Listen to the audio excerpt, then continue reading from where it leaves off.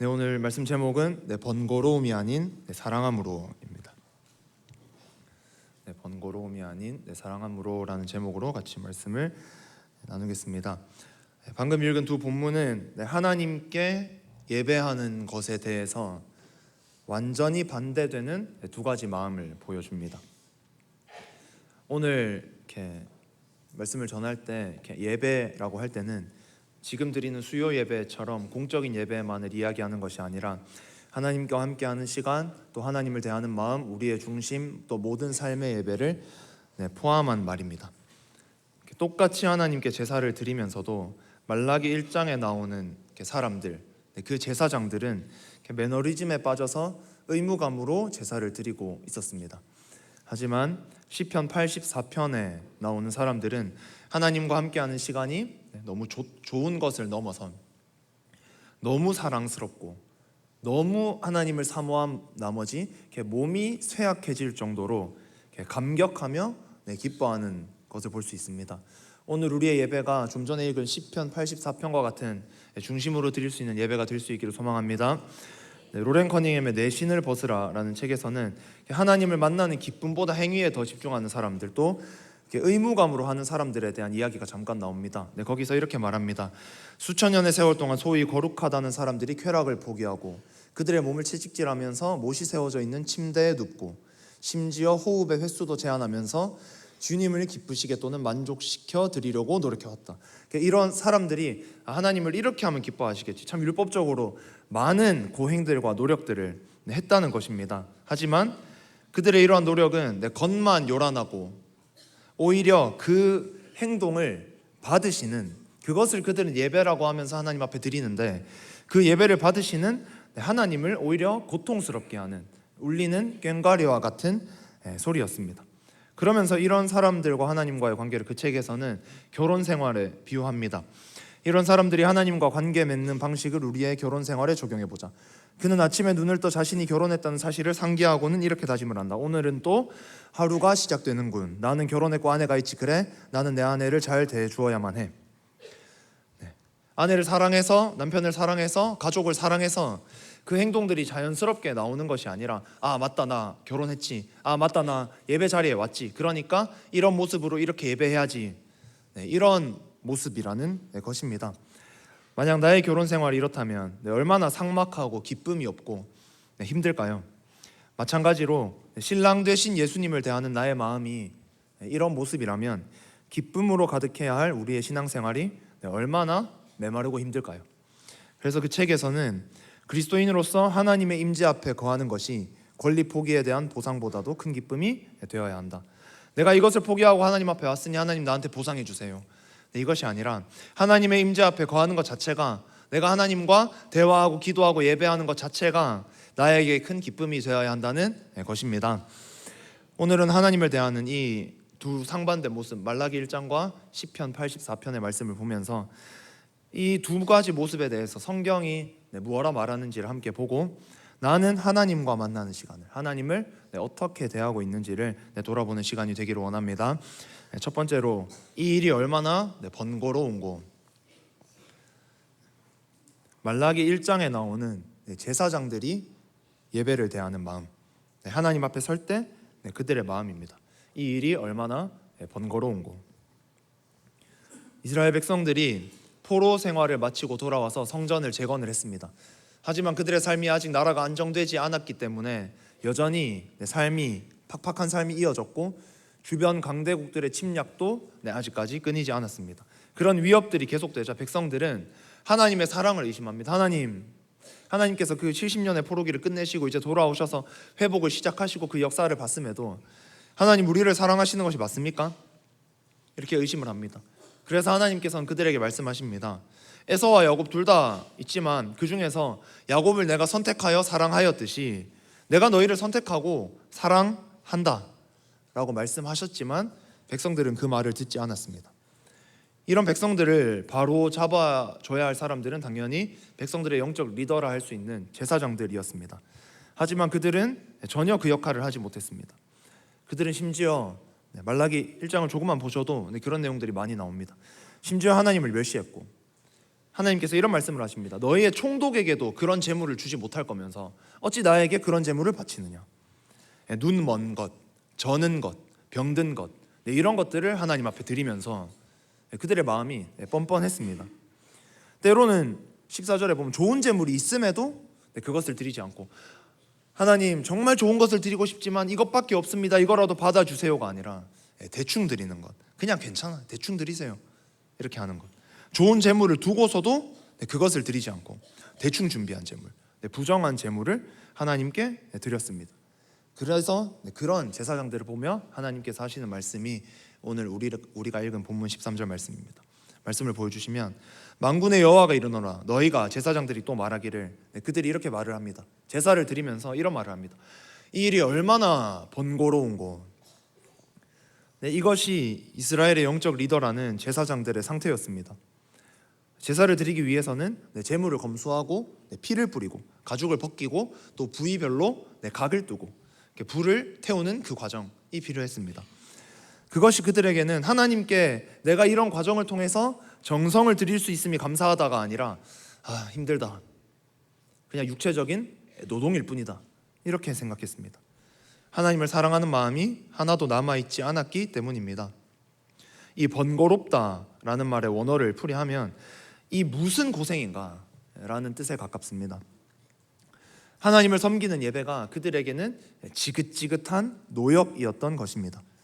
예배를 통해서 하나님을 만나길 원합니다. 그 제사를 통해서 하나님께서 받으심이 너무 기쁩니다. 하나님께 이런 것을 드릴 수 있음이 감사합니다, 이런 것이 아니라, 오히려 그 예배를 통해서 에너지를 충전하는 것이 아니라, 예배는 그들에게 안 그래도 피곤한데 에너지를 빼앗기는 어떤 것이었을 뿐입니다. 그들이 예배를, 제사를 번거롭다라고 표현을 했는데, 사람은 자기가 가치 있다고 생각하는 일에는 결코 번거롭다라는 표현을 쓰지 않습니다. 좋아하는 가수의 콘서트에 가기 위해서 떼약볕에 몇 시간을 기다리는 사람, 저는 안 일해봤는데 이렇게 해보신 분들은 더 공감하실 수 있습니다. 또 이렇게 타고 다니는 차를 좋아하시는 분들이 새 차를 이렇게 번거롭고 귀찮은 일이 아니라 하나의 취미로 또 기쁨으로 여기는 것, 맛집에서 몇 시간 웨이팅을 하는 것, 아니면 몸을 키우고 싶은 사람들이 운동을 열심히 해서 하지 않는 사람들은 이해되지 않는 그 근육통을 즐기는 것, 이런 여러 가지 것들. 사람들은 다른 사람이 볼 때는 이해가 되지 않지만 자신이 생각하기에 그것이 가치가 있다면 이것이 너무 번거롭다, 이런 표현을 쓰지 않습니다. 차에 전혀 관심이 없고 내 차에 스크래치가 나도 그래 반창고 붙여주면 되지, 이런 사람은 세차 대충 하고 좀 더러워도 이것이 멋이다, 이렇게 있을 수 있지만, 차를 아끼고 좋아하고 이런 분들은, 그렇지 않은 사람들이 세차 또 해야 되나, 또 할 때가 됐네, 너무 더럽네, 이렇게 생각하지만 차를 아끼는 분들은 그 세차를 하는 시간 자체가 기쁨이고, 그런 일에는 결코 사람들은 번거롭다라는 표현을 쓰지 않습니다. 하지만 제사장들에게는 하나님과의 시간이 가치가 없었습니다. 또 그 당시에는 모두가 그 제사를 할 수 있던 것이 아니었습니다. 특별히 선택받은 레위 자손들, 하나님의 제사장들, 그들만 그 제사를, 하나님을 섬기는 일을 감당할 수 있었는데, 그것을 특권으로 전혀 여기지 않고 그들은 제사를 번거롭게 여겼다라는 것입니다. 오늘 또 하나님과 만나는 예배의 시간은 모든 사람들에게 허락된 것이 아닙니다. 예수님을 믿고 구원받은 저와 여러분, 우리에게만 허락된 시간입니다.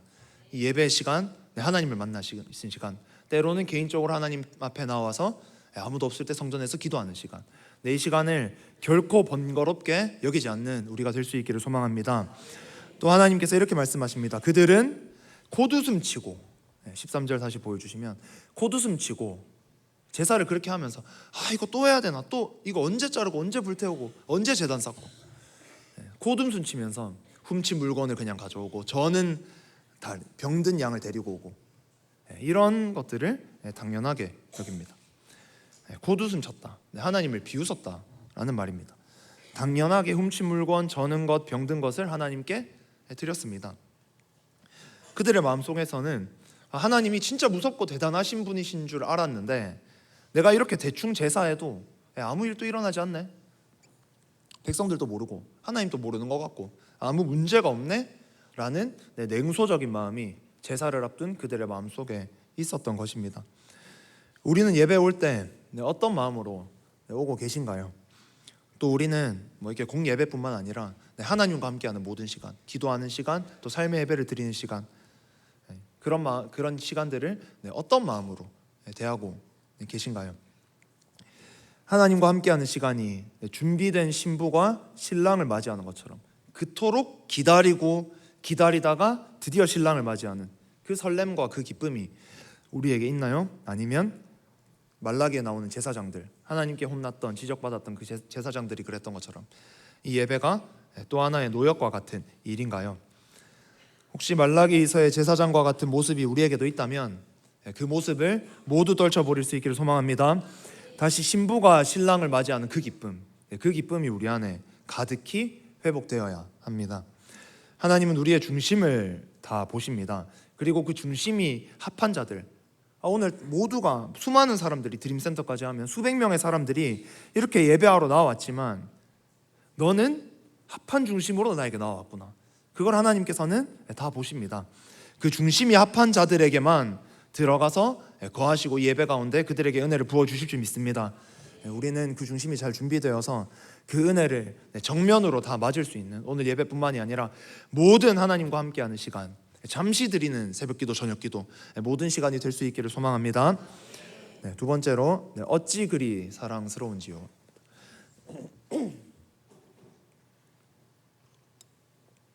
시편 84편 1절에서 2절 말씀입니다. 같이 한번 읽겠습니다. 만군의 여호와여, 주의 장막이 어찌 그리 사랑스러운지요.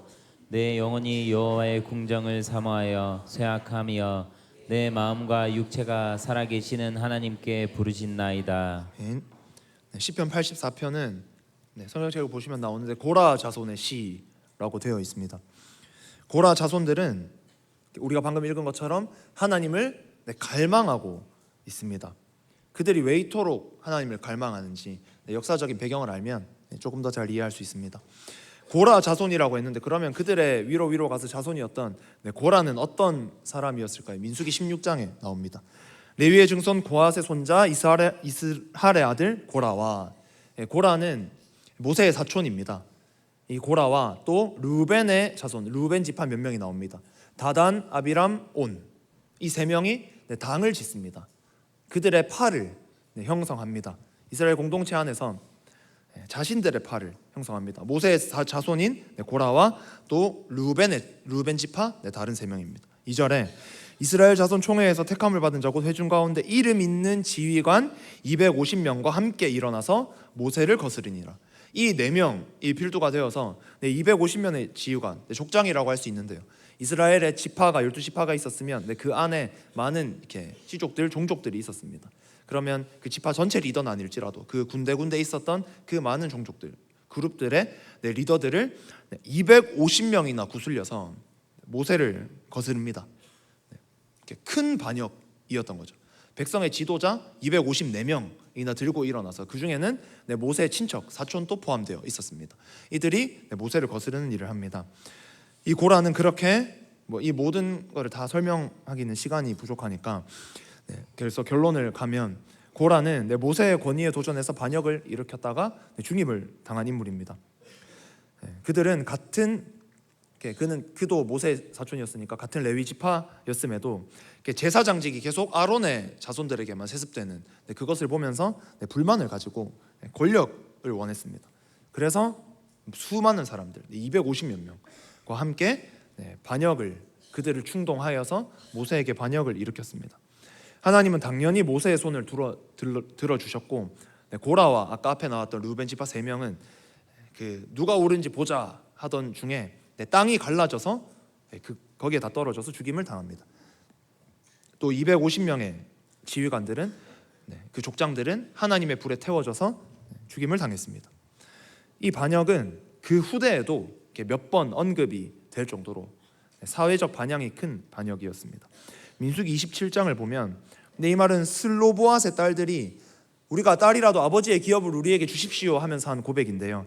우리 아버지가 광야에서 죽었으나 여호와를 거슬러 모인 고라의 무리에 들지 아니하고 자기 죄로 죽었고 아들이 없나이다. 우리 아버지가 죽긴 했는데 고라의 자손들처럼 그런 반역을 저지른 게 아니지 않습니까? 그러니까 시간이 지나고 나서 슬로보아스의 딸들이 자기의 기업을 요구하면서 우리들도 대가 끊이지 않게 해달라라고 요구하면서 이렇게 고라의 반역을 언급했다라는 것은 이 고라의 반역이 그 당시에 민수기 이 당시에 이렇게 모세에게 반역했던 하나님께 반역했던 큰 사건들 중 대표격인 것을 알 수 있습니다. 그래서 우리 아버지는 그런 반역 저지른 거 아니지 않습니까? 근데 그냥 아들이 없는 거잖아요. 그러니까 우리에게 기업을 물려주세요. 이런 이야기를 할 정도로 고라의 반역은 당시 사회적 반향이 참 컸고 큰 사건이었습니다. 지도자 250몇 명이 모세를 대적했기 때문입니다. 그래서 그만큼 당시 고라의 반역은 백성들에게 크게 죄악시 되었습니다. 우리가 저런 일은 적어도 안 했잖아요. 이렇게 말을 할 만큼 그렇습니다. 신약에서도 고라가 뭐 이렇게 했다 이런 내용들이 나옵니다. 그래서 고라의 자손들은 역적의 자손들이라는 수치스러운 낙인이 찍혔습니다.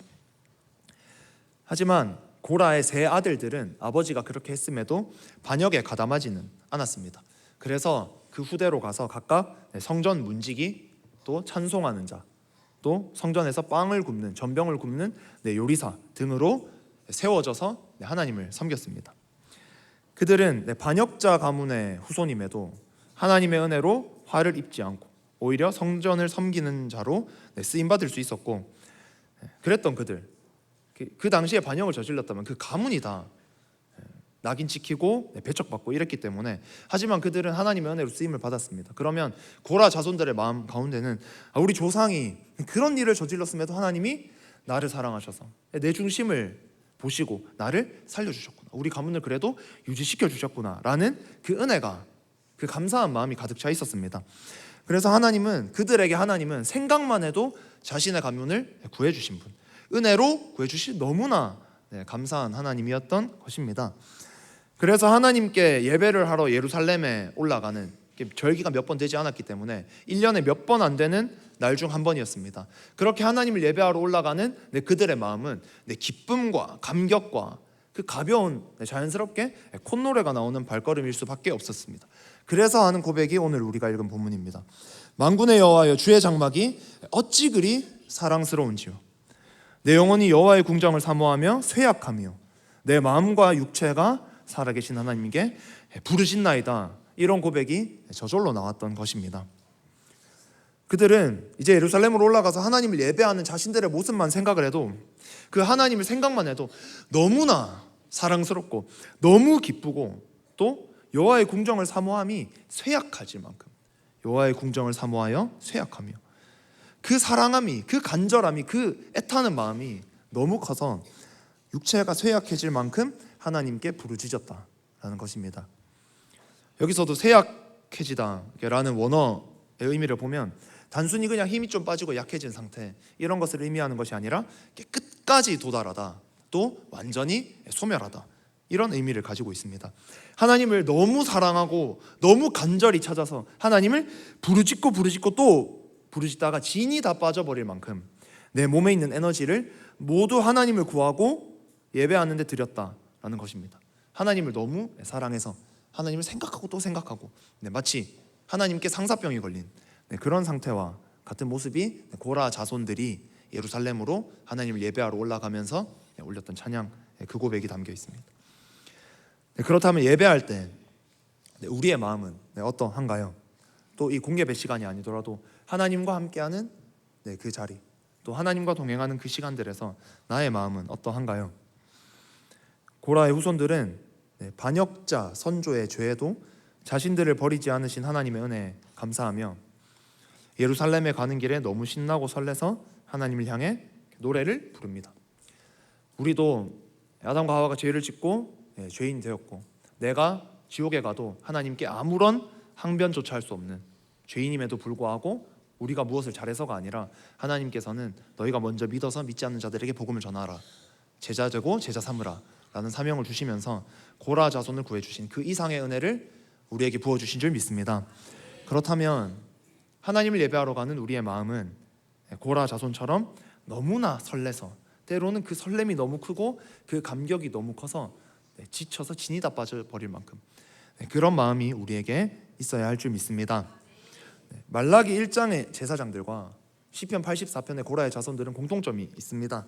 둘 다 진이 빠져 있었다라는 것입니다. 하지만 그 이유가 달랐습니다. 제사장들은 하나님을 섬기는 거, 이거 언제 또 동물 또 잡고 저 뒤에 또 기다리고 있고, 하나님을 섬기는 일이 너무 번거롭고 지긋지긋해서 새벽기도 하고 또 저녁기도 나오라고 또 수예배 나오라고 너무 그런 마음을 가지신 분이 없으니까 제가 이렇게 얘기해. 뭐 큐티도 하라고 하고 뭐도 하라고 하여튼 뭐 양육도 또 받으라고 하고 뭐. 너무 번거롭고 지긋지긋해서 진이 다 빠졌습니다. 하지만 고라 자손들은 하나님의 은혜에 너무 감격해서 그분을 찾고 또 찾다 보니 진이 다 빠졌습니다. 그렇다면 이 말씀을 보면 내가 나에게 이런 질문을 할 수가 있습니다. 하나님, 내가 진을 빼고 있는 곳은 어디입니까? 그곳에 내 관심이 있습니다. 오늘 84편 1절 2절을 읽었는데요, 조금 밑으로 내려가서 10절에 가면 우리가 잘 아는 말씀이 나옵니다. 84편 10절 말씀, 우리가 고라 자손이라고 생각하고 하나님께 마음을 담아 이 고백을 하겠습니다. 시작. 주의 궁정에서의 한 날이 다른 곳에서의 첫날보다 나은즉 악인의 장막에 사는 것보다 내 하나님의 성전 문지기로 있는 것이 좋사오니. 이 고백이 우리의 고백이 되기를 원합니다. 제사장들은 예배하면서 에너지를 썼습니다. 하지만 고라 자손들은 하나님을 예배하러 아직 도착하지도 않았는데 에너지를 충전받고 또 그 에너지를 다 하나님을 예배하는데 써버릴 만큼 그렇게 하나님을 사랑했습니다. 말씀을 정리하겠습니다. 하나님께서는 우리에게 물으십니다. 너는 나를 예배할 때, 나와 함께하는 시간을 보낼 때 어떤 마음으로 있니? 말라기의 제사장들과 같은 마음이니 그 포로기에서 역전을 이루어서 돌아오게 하고 성벽과 성전을 재건하게 하고 그 놀라운 역사를 보면서도 예배를 번거로운 것, 지긋지긋한 곳으로 여겼던 제사장들과 같은 마음이 혹시 네 마음에 조금은 있지 않니? 혹 아니면 예루살렘으로 향하는 성전으로 향하는 고라 자손들과 같은 내 마음이니? 이렇게 우리에게 물으십니다. 예배하러, 기도하러, 하나님을 만나러 가는 우리의 발걸음이 예루살렘을 향해 신나게 발걸음하고 있는 고라 자손과 같기를 소망합니다. 마지막으로 오늘 본문 말씀을 한 번씩 읽으면서 설교를 마치려고 합니다. 말씀을 같이 읽으실 때 하나님, 나에게 말라기의 제사장과 같은 마음이 조금이라도 있었다면 이 마음을 모두 불태워 주시옵소서. 또 고라 자손과 같은 하나님을 향한 순수한 사랑과 열정이 회복되는, 그들이 받은 은혜를 우리도 받았습니다. 그 은혜를, 그 열정이 회복되는 은혜를 나에게 주옵소서 하는 말씀으로, 마음으로, 기도하는 마음으로 오늘 말씀을 같이 한번 읽겠습니다. 말라기 1장 13절 같이 읽겠습니다. 만군의 여호와가 이르노라, 너희는 또 말하기를 이 일이 얼마나 번거로운고 하며 콧웃음치고 훔친 물건과 저는 것, 병든 것을 가져왔느니라. 너희가 이같이 봉헌물을 가져오니 내가 그것을 너희 손에서 받겠느냐? 이는 여호와의 말이니라. 시편 84편 1절 2절 말씀입니다. 만군의 여호와여, 주의 장막이 어찌 그리 사랑스러운지요. 내 영혼이 여호와의 궁정을 사모하여 쇠약하며 내 마음과 육체가 살아계시는 하나님께 부르짖나이다. 아멘. 하나님을 예배하는 이 일을, 하나님께 우리의 삶을 올려드리는 일을 번거로운 것으로 치부하지 않고 하나님 예배하러 가는 그 길만 생각해도 하나님을 너무 사랑해서 너무 기쁩니다. 이 마음이 우리에게 있기를 소망합니다. 찬양팀 올라와 주시고 같이 찬양하고 기도하겠습니다.